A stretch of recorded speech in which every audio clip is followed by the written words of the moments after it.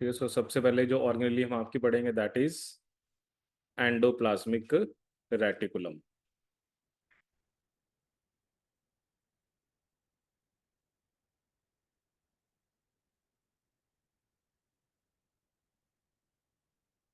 Endoplasmic reticulum.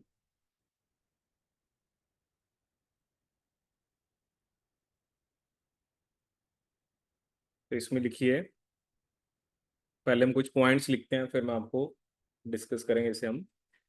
So it is a network of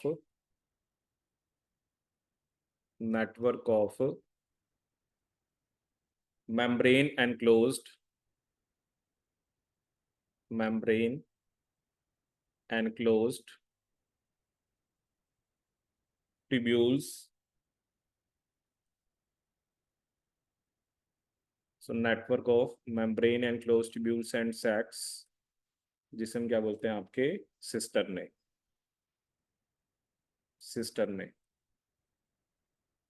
ठीक है। So obviously protein तो हमें पता है ईआर पे ही बना है, बट ऑब्वियसली अगर हमें उसे ट्रैक करना है तो ट्रैक करने के लिए, जैसे एक साइंटिस्ट था जिसका नाम था George Palade, so he used radioactive amino acids. तो ऑब्वियसली प्रोटीन सेल के अंदर जहां जहां जाएगा ऑब्वियसली वो रेडियो एक्टिविटी एमिट करेगा। George Palade, so he used radioactive amino acids.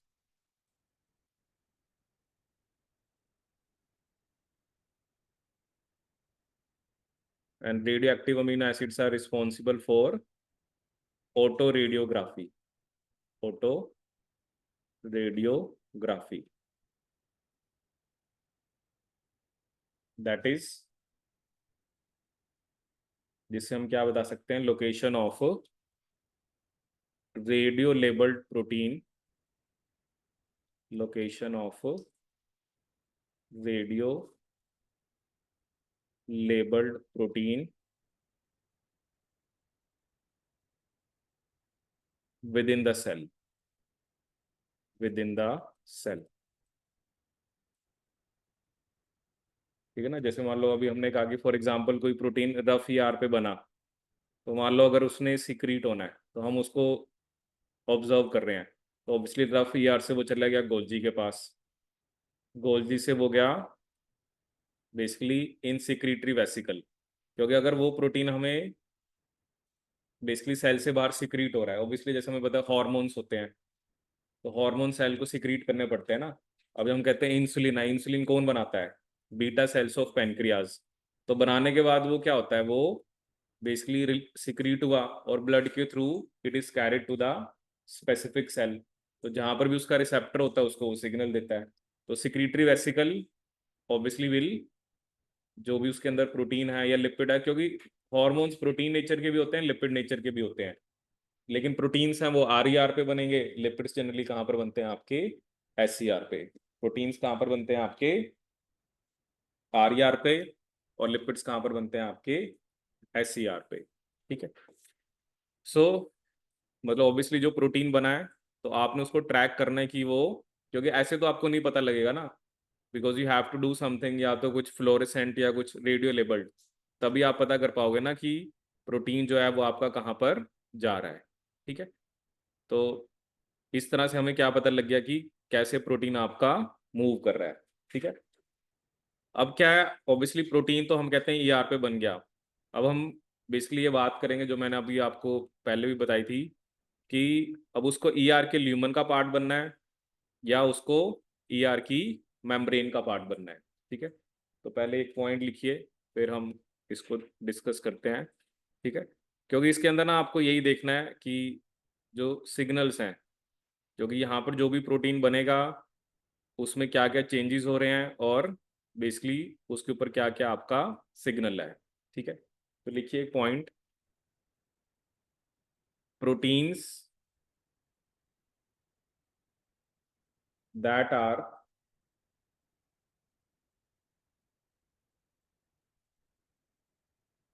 destined, proteins that are destined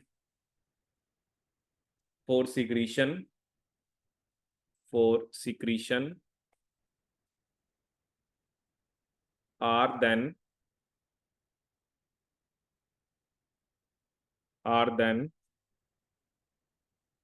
targeted to ER, are then targeted to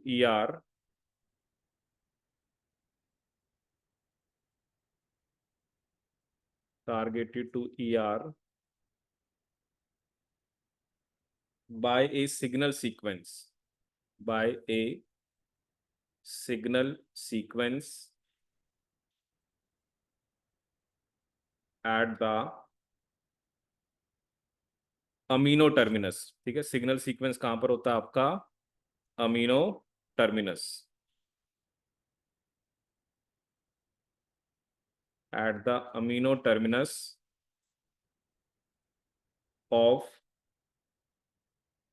of growing polypeptide chain, of growing polypeptide chain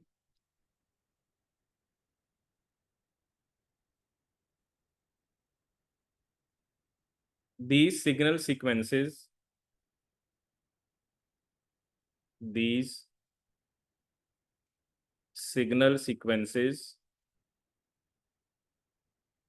are short stretches of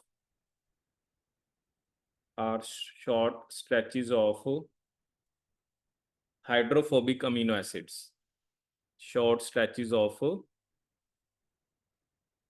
hydrophobic amino acids that are cleaved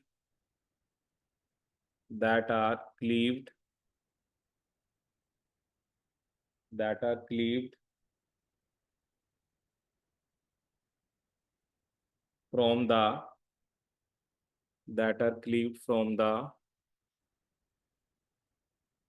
polypeptide chain during its transfer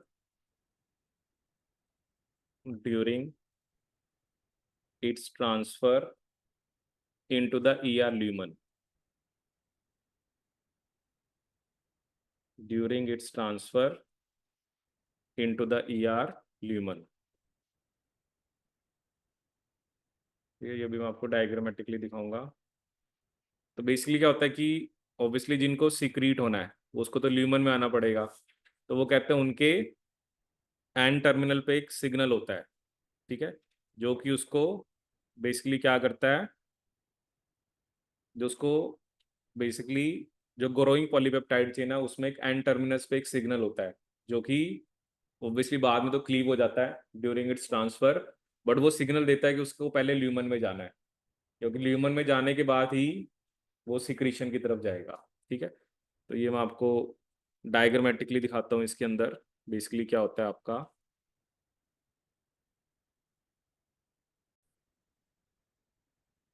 ठीक है, तो आप जैसे अब ये image देखो आप, this is about incorporation of secretory proteins into ER vesicle.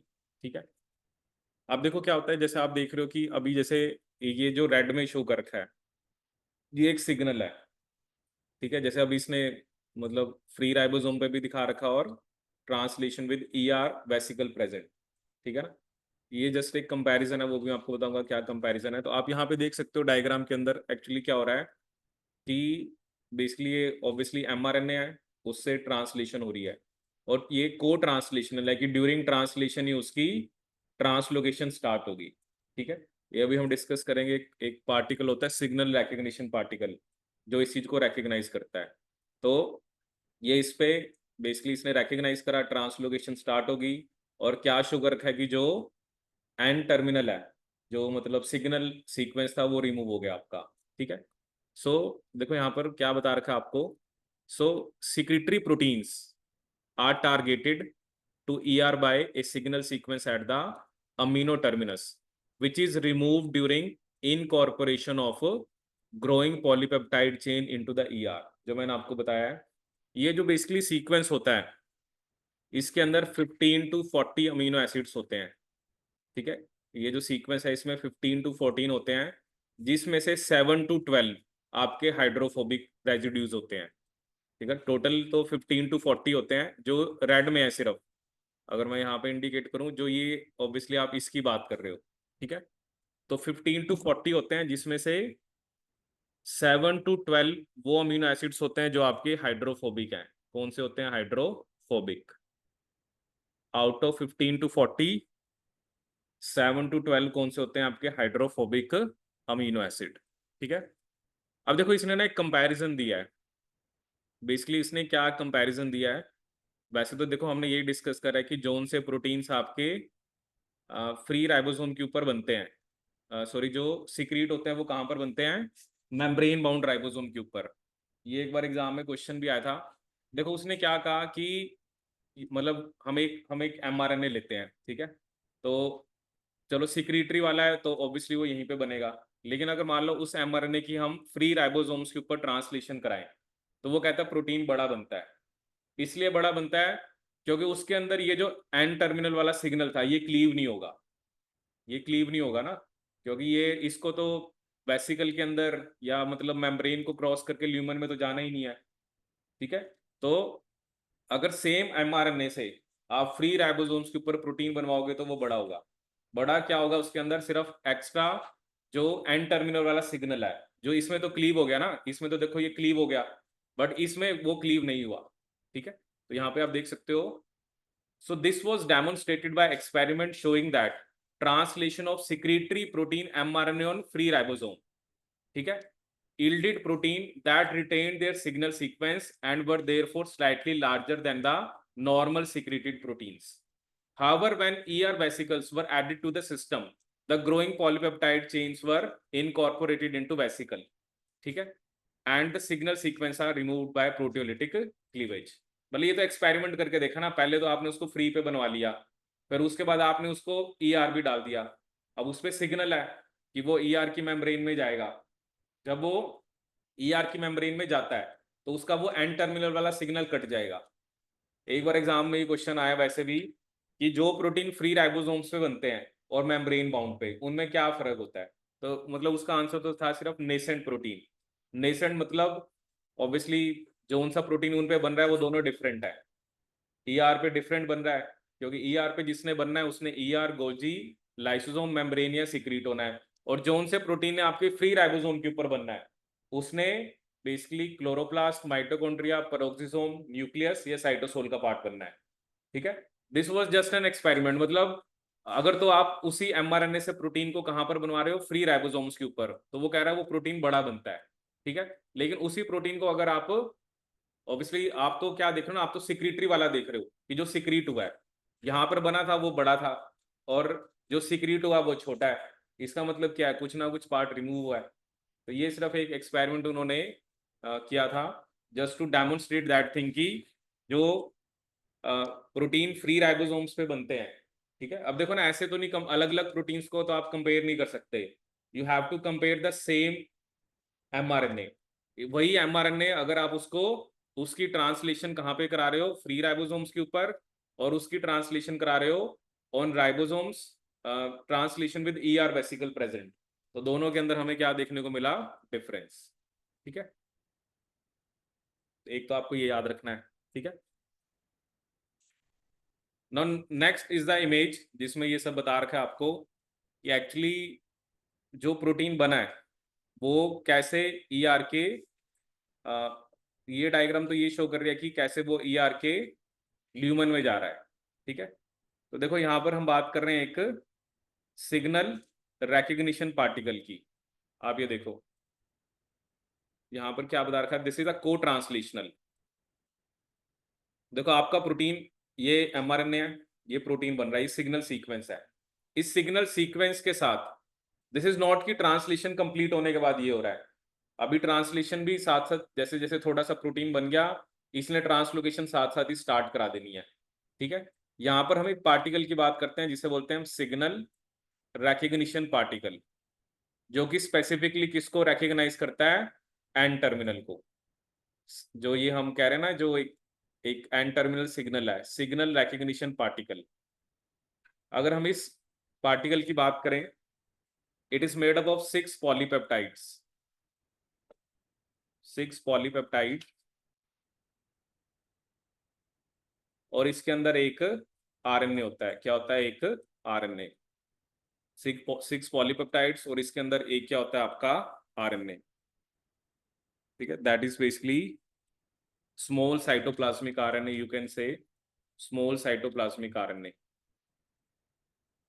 Now this specifically signal recognition particle, ये जो सिग्नल रिकग्निशन पार्टिकल है, ये किसको रिकग्नाइज करेगा? आपके एन टर्मिनल जो सिग्नल है, ये स्पेसिफिकली इसको रिकग्नाइज करता है, आपके एन टर्मिनल सिग्नल को।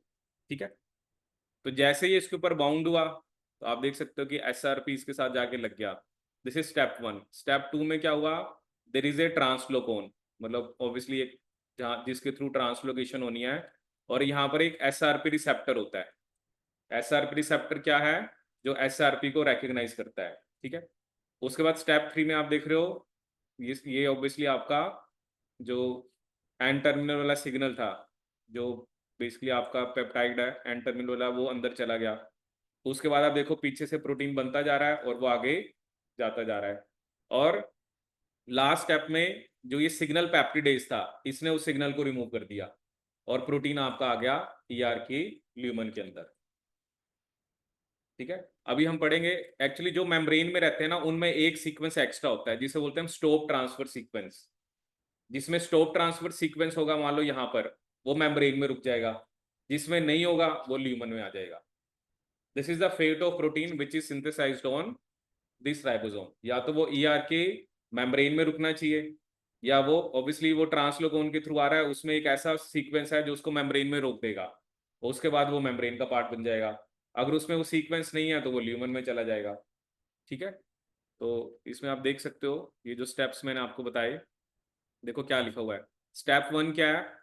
As the signal sequence emerges from the ribosome, it is recognized and bound by that signal recognition particle। ठीक है, जिसमें मैंने आपको बताया 6 पॉलीपेप्टाइड्स और एक शॉर्ट साइटोप्लाज्मिक आरएनए होता है। SRP escorts the complex to ER membrane. ये जो एसआरपी लगा है, ये उसको मेम्ब्रेन के पास ले जाएगा, where it binds to the SRP receptor. ठीक है, वो भी ईआर की मेम्ब्रेन में है। फिर वो कहता है एसआरपी रिलीज हो गया। रिकग्निशन पार्टिकल का बस यही काम होता है कि भाई प्रोटीन को आप यहाँ पे छोड़ाओ, उसके बाद ये हट गया, इसका काम हो गया। उसके बाद क्या बता रहा है? The SRP is released, the ribosome binds to translocon and insertion of the signal sequence opens the translocon। जैसे ही उसमें सिग्नल सीक्वेंस इंसर्ट हुआ, जैसा अभी देख रहे हो ना, यहाँ पर आपको थोड़ा ये बंद दिख रहा है, ये दिख रहा है ना, ये बंद है क्योंकि अभी यहाँ कुछ जा ही नहीं पाएगा। ये जैसे ही अंदर गया, इसने इसको खोल दिया। आप देख रहे हो ना, ये ऐसे ओपन हो गया, जो अभी आपको डायग्राम में दिख रहा है। पहले ये चीज बंद थी, लेकिन जैसे ही वो शॉर्ट पेप्टाइड गया तो ये खुल गया। उसके बाद क्या हुआ? ट्रांसलेशन रेज्यूम, मतलब ट्रांसलेशन स्टार्ट होगी, और signal sequence is cleaved by the signal peptidase. और उसके बाद continued translation drives translocation of the growing polypeptide chain across the membrane, और जो completed polypeptide है, that is released into the ER lumen। ठीक है, और अभी मैं आपको एक इमेज और दिखाता हूँ, दैट इज जस्ट शोइंग कि वो प्रोटीन जिसको मेम्ब्रेन का पार्ट बनना है, उसके अंदर एक सीक्वेंस एक्स्ट्रा होता है जो कि उसको मेम्ब्रेन के अंदर ही रोक देता है। ऑब्वियसली आप ट्रांसलोकेशन हो रही है ना, अगर उसमें एक एक्स्ट्रा सीक्वेंस होगा जो उसको मेम्ब्रेन में रोक देगा, तो वो मेम्ब्रेन में ही रह जाएगा। जिसमें वो सीक्वेंस नहीं होता है वो ल्यूमन में चला जाता है, बस दैट्स इट। ठीक है,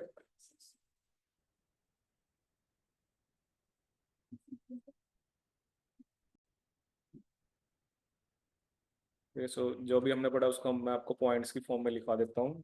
तो लिखिए इसमें, the mechanism, the mechanism by which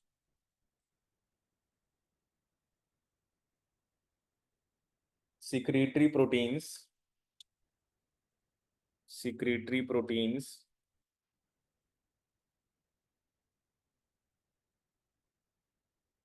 are targeted to the ER, secretory proteins are targeted to the ER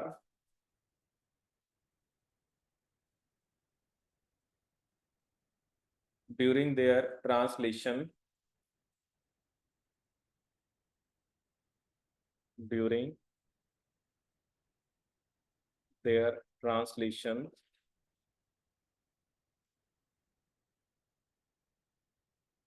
is now well understood.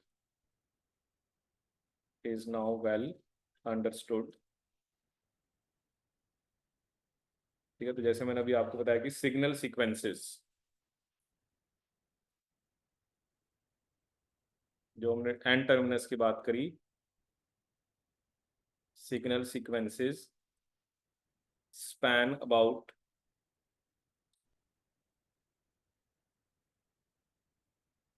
15 to 40 amino acids, और जिसमें से मैंने बताया आउट ऑफ विच 7 to 12 कौन से होते हैं आपके हाइड्रोफोबिक। ठीक है, at the N terminus of polypeptide chain, N terminus of polypeptide chain.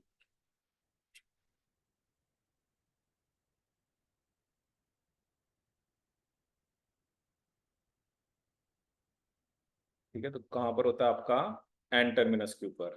ठीक है, नेक्स्ट पॉइंट है कि अब देखो, ये हमने जब मैंने आपको बताया भी था कि कुछ प्रोटीन्स ऐसे होते हैं जिनका एन टर्मिनस साइटोसोल की साइड होता है, कुछ का एन टर्मिनस अंदर की तरफ होता है। तो ऑब्वियसली जो भी प्रोटीन बने हैं, so some proteins in the membrane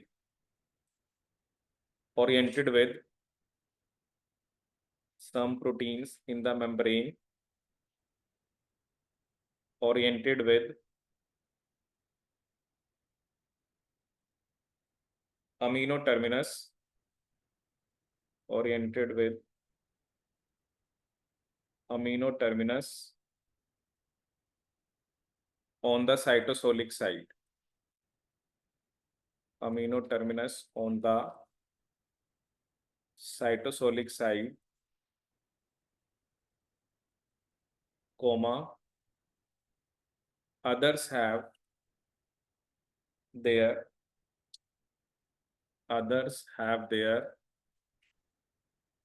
carboxy terminus exposed to the cytosol,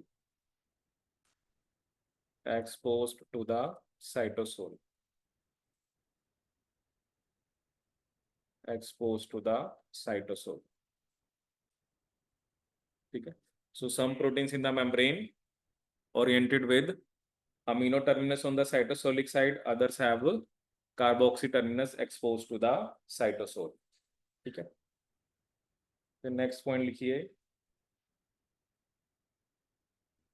the इंजर्शन of proteins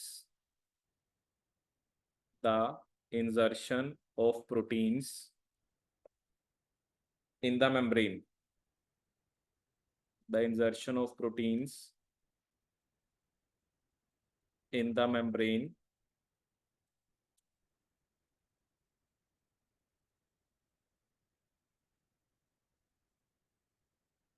involves, obviously जिसको membrane का पार्ट बनना है, involves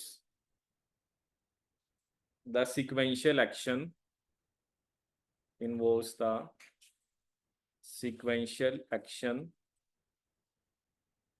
of two distinct elements,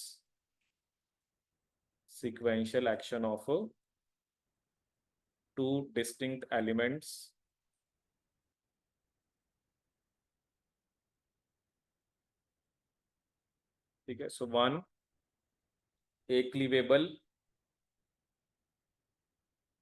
terminal signal,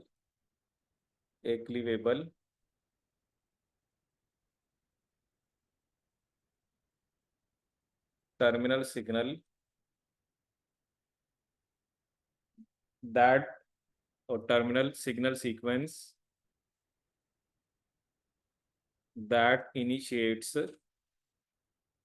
translocation across the membrane, that initiates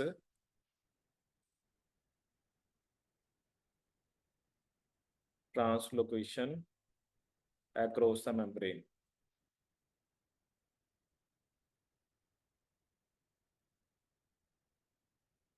Across the membrane.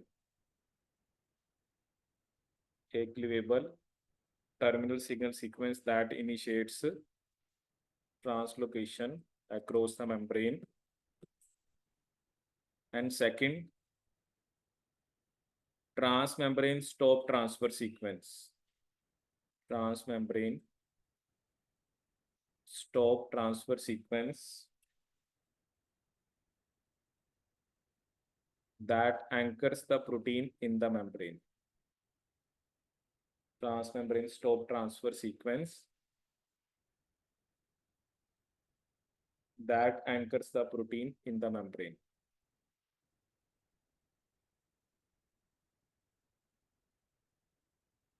Protein in the membrane.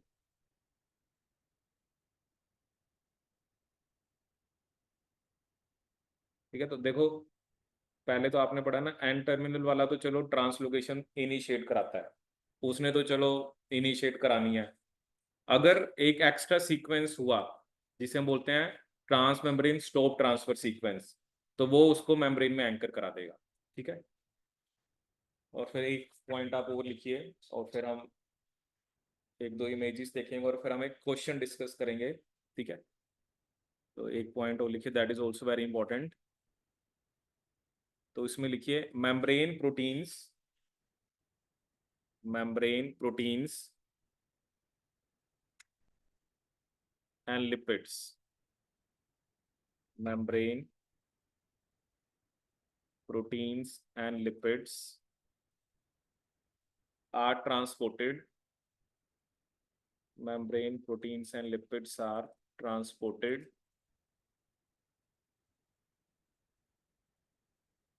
and it is not worthy that, and it is not worthy that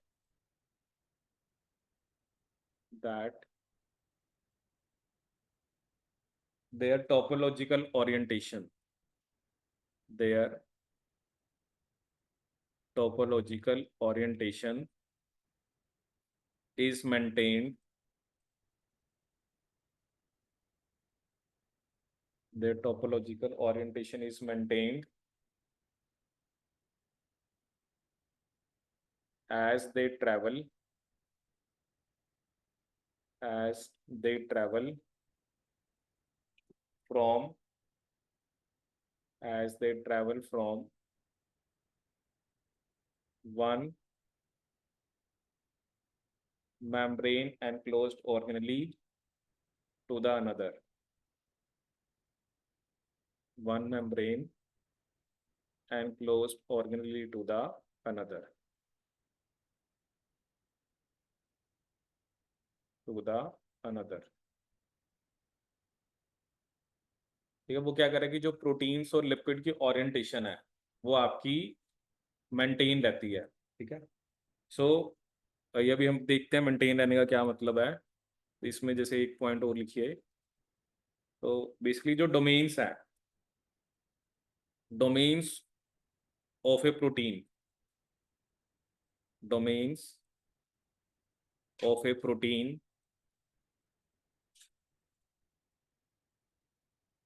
exposed on the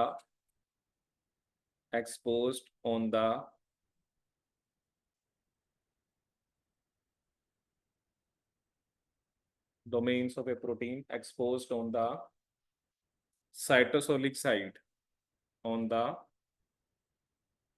cytosolic side of the ER membrane, of the ER membrane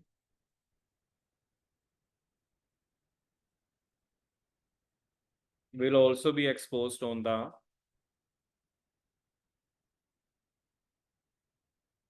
will also be exposed on the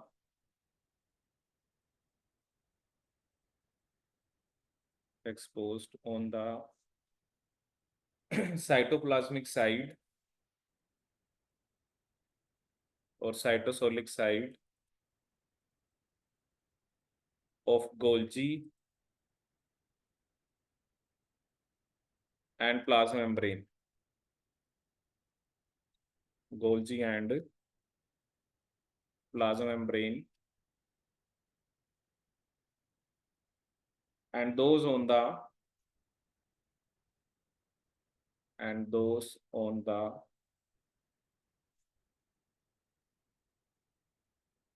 luminal side, those on the luminal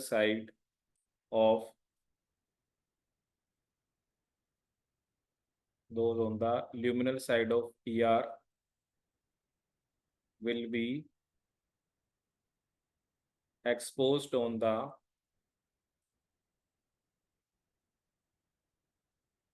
luminal side of Golgi,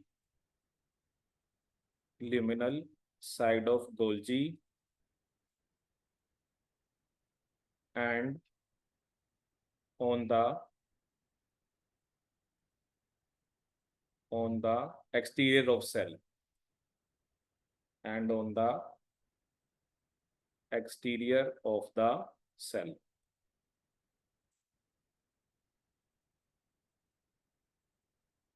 ठीक है, तो इसको समझते हैं ध्यान से। वो क्या कर रहा है कि जो मेम्ब्रेन प्रोटीन्स और लिपिड्स हैं, जब, क्योंकि ऐसा नहीं होता ना कि जैसे हम कह रहे हैं कोई ऐसे प्रोटीन्स भी हो सकते हैं जो ईआर का भी पार्ट है, same proteins can be part of Golgi and same protein can be part of cell membrane. तो कोई प्रोटीन ऐसे भी हो सकते हैं जो ईआर का भी पार्ट है, गोल्जी का भी है, सेल मेम्ब्रेन का है। वो कह रहा हूँ उनकी ओरिएंटेशन सेम रहती है। ठीक है, इसका क्या मतलब है, जैसे अगर मान लो मैं कह रहा हूँ ये आपका ईआर है, ठीक है, फॉर एग्जाम्पल ये आपका गोल्जी है, ठीक है, और ये आपकी सेल की क्या है, मेम्ब्रेन है। ठीक है, अब मान लो मैं कोई भी एक प्रोटीन जनरल बता देता हूँ, जैसे मान लो मैंने कह दिया एक प्रोटीन है, उसका जो एन टर्मिनस है वो है आपका साइटोसोल वाली साइड पे। एन टर्मिनस कहाँ पर है आपका, साइटोसोल वाली साइड पे। और सी टर्मिनस कहाँ पर है, ल्यूमन की तरफ। सी कहाँ पर है, ल्यूमन की तरफ। अगर सेम प्रोटीन बेसिकली आपका गोल्जी का भी पार्ट है, अगर सेम प्रोटीन गोल्जी का भी पार्ट है, तो वो भी एन साइटोसोल की तरफ होगा, सी ल्यूमन की तरफ होगा। ये ईआर है, ये गोल्जी है। और आप कह रहे हो कि सेम प्रोटीन अगर सेल की मेम्ब्रेन का भी पार्ट है, तो उसमें क्या होगा, जो एन है, एन तो आपको किस तरफ रखना है, साइटोसोल की तरफ। सी आपका बाहर की तरफ चला जाएगा। ठीक है ना, एन तो, क्योंकि देखो ना, आप सेल, जब आप सेल की मेम्ब्रेन का पार्ट बना रहे हो तो उसमें आप ल्यूमन वर्ड तो नहीं यूज करोगे। ठीक है ना, अब उसकी ओरिएंटेशन क्या है, एन आपने साइटोसोल की तरफ ही रखना है। अगर एन साइटोसोल की तरफ है तो सी कहां पर होगा आपका, extra cellular. So the topological orientation, ये तो हमने सिर्फ किसकी बात करी है, प्रोटीन्स की। ऐसे मान लो कोई लिपिड है, तो ऑब्वियसली हम सेल मेम्ब्रेन में बात करते हैं बाई लेयर की। तो जैसे मान लो ये एक लिपिड ये है और एक लिपिड आपका ये है। ठीक है, अगर ये दोनों लिपिड गोल्जी की भी मेम्ब्रेन का पार्ट है, तो वो कैसे होगा, सेम वे। ठीक है, और अगर वो सेल की मेम्ब्रेन का पार्ट है, तो उसके इसमें क्या होगा आपका, जो साइटोसोल है वो साइटोसोल वाली साइड ही रहेगा, और जो दूसरे वाला वो किस तरफ हो जाएगा आपका, एक्स्ट्रा सेलुलर। ठीक है, तो प्रोटीन्स और लिपिड्स की जो ओरिएंटेशन है दैट इज मेंटेन्ड जब वो एक ऑर्गेनेली से दूसरे ऑर्गेनेली का पार्ट बनते हैं। ठीक है,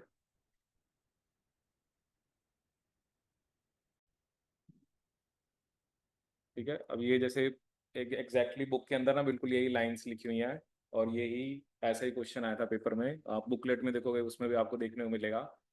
अब उसने क्या कहा, glycolipids and sphingomyelin are produced by addition of sugars और फॉस्फोराइल कोलिन टू सिरामाइड। ठीक है, ये अभी जब मैं आपको बताऊंगा ना गोल्जी के बारे में, तो हम यही दो लिपिड्स की मेनली बात करेंगे। तो ये दोनों गोल्जी में ही बनते हैं। और जो ये सिरामाइड होता है ना, ये बेसिकली बनता है ईआर में। Ceramide is a parent of all sphingolipids, ठीक है ना। तो सीरामाइड तो ईआर में बनता है, और ये दोनों कहाँ पर बनता है, गोल्जी में। अब उसने देखो क्या कहा, उसने कहा कि जो ग्लाइकोलिपिड है, ठीक है, वो कहाँ पर बनता है आपका, साइटोसोलिक, ठीक है। अब मतलब अगर मैं बात कर रहा हूँ गोल्जी की, क्योंकि मैं गोल्जी की बात कर रहा हूँ, अब गोल्जी में साइटोसोलिक कौन सा होगा, ये वाला, बाहर वाला, ठीक है, ये साइटोसोलिक है क्योंकि गोल्जी की बात हो रही है। और दूसरा उसने बोला जो स्फिंगोमाइलिन है वो कहाँ पर होगा, ल्यूमन की तरफ, ये उसने हमें बता रखा है। लेकिन कह रहा है जब मैंने सेल की बाहर की, मैम सेल के अंदर जो आउटर हाफ है, आउटर हाफ मतलब जो एक्स्ट्रा सेलुलर है, तो ये दोनों मॉलिक्यूल्स आपको आउटर हाफ में देखने को मिले, ठीक है। तो मतलब आपको जो देखने को मिला, ये भी बाहर वाले लीफलेट में, और ये वाला भी बाहर वाले लीफलेट में, ये हमें देखने को मिला, ठीक है। आपने कहा कि जो ग्लाइकोलिपिड, ऑब्वियसली रेड वाला आपका ग्लाइकोलिपिड है, और ये कौन सा आपका स्फिंगोमाइलिन, ठीक है। अगर तो वैसे देखें, नॉर्मली तो क्या होना चाहिए था कि जो ग्लाइकोलिपिड है वो साइटोसोलिक वाली साइड पे होना चाहिए था, और जो स्फिंगोमाइलिन है वो बाहर वाली लीफलेट में होना चाहिए था। ये तो चलो सही है, ये तो बाहर ही है। लेकिन अब बात कहाँ पे आ गई कि how come this particular glycolipid, it has to be part of the inner leaflet, but ये बाहर वाली लीफलेट में है, तो ऐसा क्या हुआ, ठीक है। तो पहला उसने दिया मेम्ब्रेन फ्यूजन ओनली। देखो मेम्ब्रेन की फ्यूजन तो होनी होनी है, क्योंकि these lipids will be transported to the cell membrane from Golgi, क्योंकि देखो ना ये दोनों लिपिड गोल्जी में ही बनते हैं। और जब मैंने आपको बताया ना, जो भी प्रोटीन्स या लिपिड्स का ट्रांसपोर्ट है वो कैसे होता है, वेसिकल की फॉर्म में ही होता है, तो वो तो वेसिकल तो लेके जाएगी, तो मेम्ब्रेन फ्यूजन तो होगा। दूसरा उसने लिखा action of lipase and membrane fusion. तीसरा उसने लिखा एक्शन ऑफ ओनली फ्लिपेज। और चौथा उसने लिखा flip flop of these molecules in the Golgi membrane catalysed by proton pump, ठीक है। पहली बात तो ये, आप बताओ, अगर आप फोर्थ आंसर दे रहे हो, फोर्थ के बारे में तो मैंने आपको कुछ बताया ही नहीं कभी, ठीक है। अगर हमने फ्लिपेज फ्लोपेज की बात करी है, तो फ्लिपेज मैंने आपको बताए थे वो पी टाइप एटीपेजीज हैं।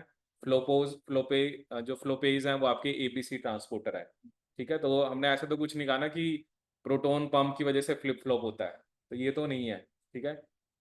अब देखो हुआ क्या है, हुआ क्या है, गोल्जी लेवल पे ये जो ग्लाइकोलिपिड है, अगर ये अंदर वाली लीफलेट में आ जाए तो क्या होगा, तो ये अब अंदर वाली लीफलेट में अगर दोनों आ जाएं तो फिर दोनों बाहर ही लगेंगे। अब फ्लिपेज का क्या काम होता है, वो आउटर से इनर लीफलेट में क्या आता है, तो गोल्जी में ही फ्लिपेज पहले ग्लाइकोलिपिड को अंदर ले आया, और उसके बाद फ्यूजन के बाद वो आउटर लीफलेट में लग गया। तो इसका आंसर क्या है, action of lipase and membrane fusion. Basically क्या ना, अब देखो क्या ना, अगर आप कह रहे हो कि दोनों आउटर में हो, उसके लिए गोल्जी के मेम्ब्रेन में दोनों अंदर होने चाहिए, लेकिन आप कह रहे हो एक बाहर बनता है एक अंदर बनता है। अगर फ्लिपेज ग्लाइकोलिपिड को अंदर ले आए, तो अब ये दोनों कहाँ पे लगेंगे, आउटर लीफलेट में। तो सबसे पहले फ्लिपेज चाहिए जो कि गोल्जी के अंदर ग्लाइकोलिपिड को पहले अंदर ले आए, और फिर ये दोनों ऑब्वियसली बाहर ही लगेंगे,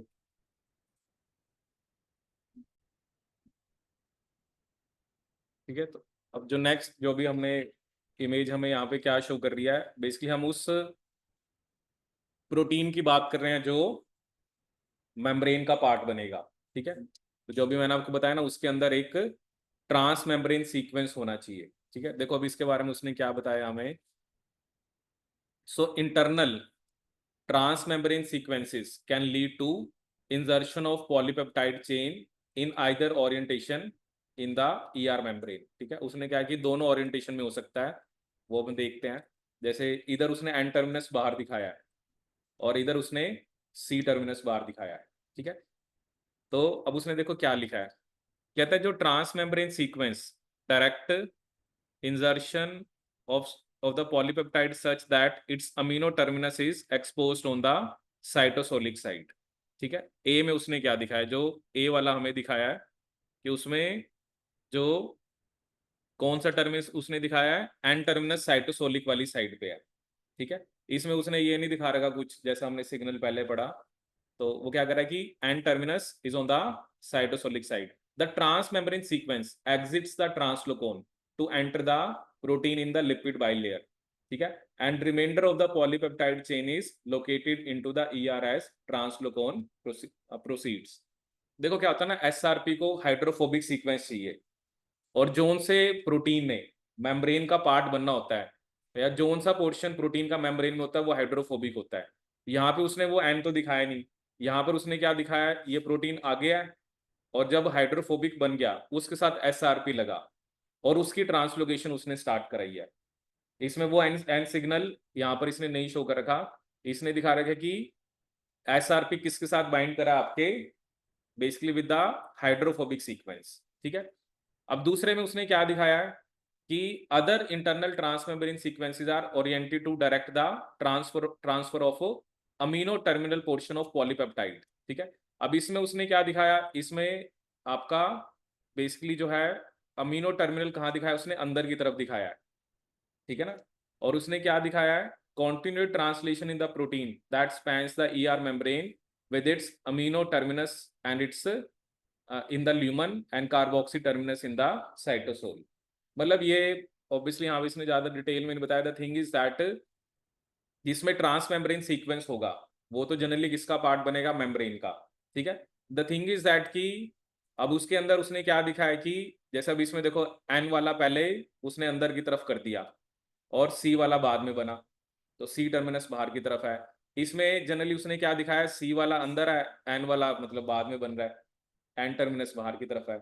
द थिंग इज दैट कि ये सिर्फ एक सिंपल डिपिक्शन है उस लाइन को बताने के लिए जो मैंने आपको बताई कि जो प्रोटीन मेम्ब्रेन में एम्बेडेड रहते हैं, कुछ का एन टर्मिनस कहाँ पर होता है, साइटोसोल में, और कुछ का एन टर्मिनस ल्यूमन की तरफ होता है, ठीक है। तो ये सिर्फ एक डायग्राम है कि मतलब इसमें भी एसआरपी की तो उसने बात करी है, बट इसमें जनरली एसआरपी उसने किसके साथ बाउंड दिखाया है, with transmembrane sequence, stop transfer sequence, ठीक है। इसमें उसने एन टर्मिनल नहीं दिखाया, अदरवाइज जो मैंने आपको लाइन लिखवाई ना उसमें मैंने दोनों ही लिखे थे कि एन टर्मिनल भी होता है और स्टॉप ट्रांसफर भी होता है। तो कहीं आप पिक्चर्स में देखोगे तो वहां पर एन टर्मिनल जैसे नॉर्मली हमने दिखाया ना कि एन टर्मिनल से वो एंटर करा और स्टॉप ट्रांसफर सीक्वेंस की वजह से वो रुक गया, कईयों में वो दोनों भी होते हैं, बट इस डायग्राम के अंदर उसने ये नहीं शो कर रखा, उसने सिर्फ ये शो कर रखा है कि वो ट्रांस मेम्ब्रेन वाले सीक्वेंस के साथ बाइंड करते हैं, ठीक है। ये मैं आपको एक और इमेज वैसे दिखा देता हूँ जिसके अंदर ये शो कर रखा है कि एन टर्मिनस जो है उसमें वो दोनों ही होते हैं, मतलब आपका उसमें एन टर्मिनल वाला सिग्नल भी होता है और जो स्टॉप ट्रांसफर सीक्वेंस है वो भी होता है, ठीक है। वो भी मैं आपको एक इमेज दिखा देता हूँ। अदरवाइज इसके अंदर उसने डायरेक्टली क्या दिखा रखा है, आपका ट्रांस मेम्ब्रेन जो स्टॉप ट्रांसफर सीक्वेंस है, ठीक है। जैसे आप ये डायग्राम देखो, ये देखो आप, देखो इसके अंदर उसने क्या शो कर रखा है,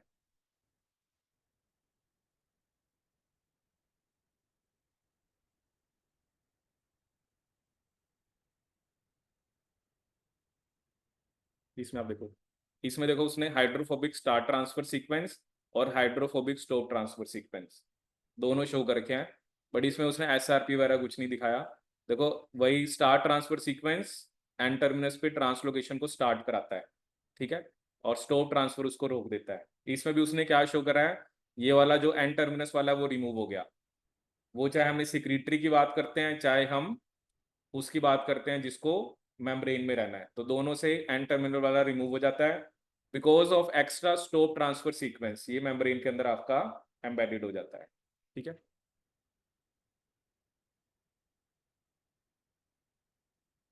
अब ये किसने ना ये अब बता रखा है, अभी तक जो हमने पढ़ा था ना वो था को ट्रांसलेशनल, कि ट्रांसलेशन साथ साथ चल रही है और बेसिकली आपका जो प्रोटीन है वो इंसर्ट हो रहा है।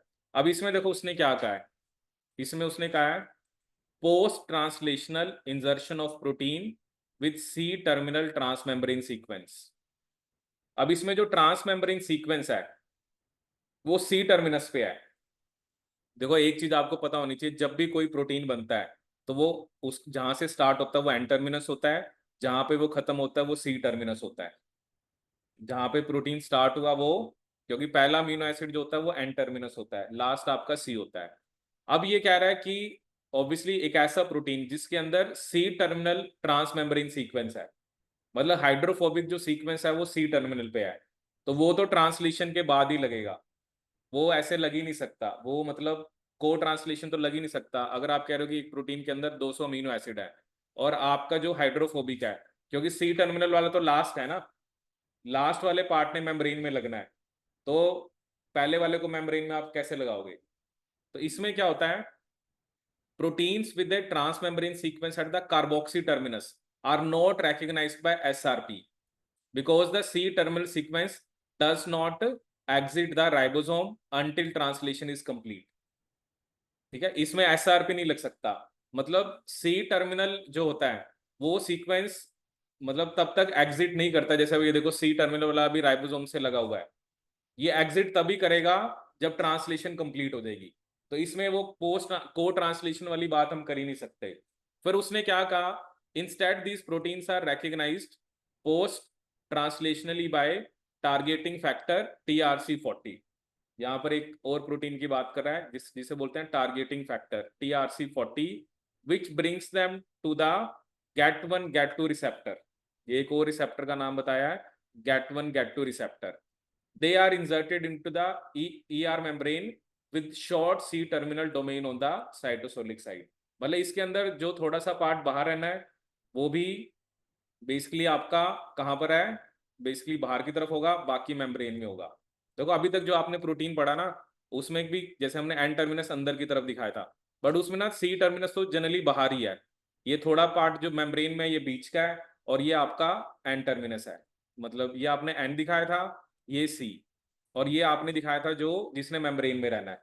लेकिन यहाँ पे क्या कह रहा है, कहता है ये जो सी वाला होता है ना एंड वाला, यही मेम्ब्रेन में रहता है, तो ये तो तभी मेम्ब्रेन का पार्ट बनेगा जब ट्रांसलेशन कंप्लीट हो जाएगी, अदरवाइज ये पार्ट नहीं बन सकता। तो इसमें हम SRP की बात नहीं करते, इसमें एक प्रोटीन है TRC40 जो कि क्या करता है, वो ट्रांसलेशन कंप्लीट होने के बाद उसको टारगेट करता है GAT1 GAT2 रिसेप्टर के थ्रू, और फिर वो किसका पार्ट बन जाता है आपका सेल मेम्ब्रेन का।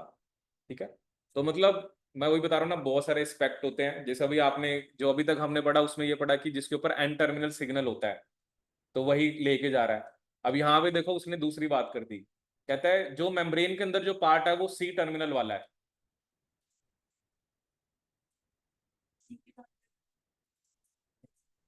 नहीं था ना वहां पर, आप कह रहे हो वहां पे इतना हाइड्रोफोबिक मान लो है ही नहीं, वहां पे नहीं ना, क्योंकि अलग अलग प्रोटीन है ना, मैं वही आपको बता रहा हूँ कि यहाँ पर वो क्या कह रहा है, बेसिकली नॉर्मली जो हमने प्रोटीन अभी पढ़ा उसमें ना तो एन टर्मिनस वाले थे ना सी टर्मिनस वाले, they were not part of membrane. यहाँ पर उसने क्या लिखा, C terminal transmembrane sequence, तो सी टर्मिनस प्रोटीन का तभी आएगा जब प्रोटीन कंप्लीट हो जाएगा। ठीक है, अभी जो आपने पहले पढ़ा है वो आपने एन से स्टार्ट करा है, अभी एन से नहीं है ना, अब क्या आप सी की बात कर रहे हो, तो ये मेन आपको यहाँ पे समझना। तो ये SRP से नहीं होंगे, जैसे ऐसे क्वेश्चन में लाइन आ गई कि जिसके ऊपर एन टर्मिनल वाली होती है, ठीक है, उसको SRP रिकग्नाइज करता है, बट जिसके ऊपर अगर सी टर्मिनल पे आपका ट्रांस मेम्ब्रेन है उसको आपका SRP रिकग्नाइज नहीं करेगा, उसको रिकग्नाइज करेगा TRC40। और उसके बाद एक अलग टाइप का उन्होंने ट्रांसलोकोन बताया है, जिसको क्या बोला, गैट या रिसेप्टर बताया, GAT1 GAT2, जिसके थ्रू ये प्रोटीन जाएगा और it will become part of the membrane. ठीक है, ये मेम्ब्रेन का पार्ट बन जाएगा, और ऑब्वियसली उसने किस में इंसर्ट करा, आपकी ER की मेम्ब्रेन में।